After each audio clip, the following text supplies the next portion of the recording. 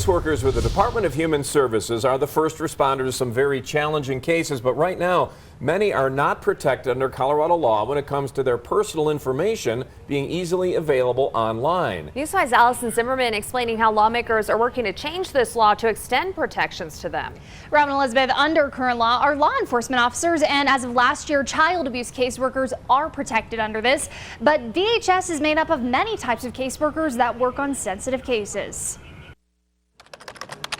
Department of Human Services caseworkers spend parts of their day in these cubicles, answering calls of people in tough situations. But their jobs often take them outside of the office, too. Our staff are first responders, and so much like law enforcement, they're going out in the middle of the night, on the evenings and weekends. Unlike law enforcement, not all workers in these quarters have the protections of officers when it comes to their personal information being readily available online.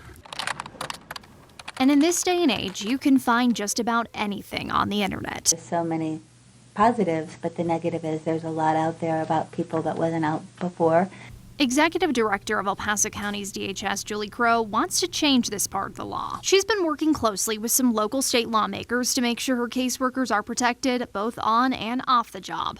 When I Google my name, my address comes up. All of my family members come up. Such as this caseworker, whose identity we're protecting because of the nature of the threats, testified in a committee hearing this month. In the last 3 years, dozens of threats have been reported.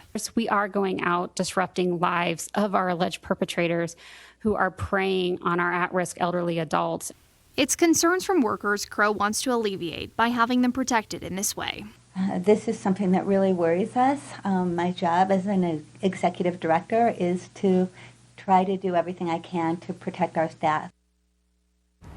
Another part of this, the safety aspect often leads to high turnover in these types of jobs. The bill is sponsored by 3 El Paso County lawmakers. It did pass through committee unanimously and is now making its way through the House. Always watching out for you, Southern Colorado. Allison Zimmerman, News 5.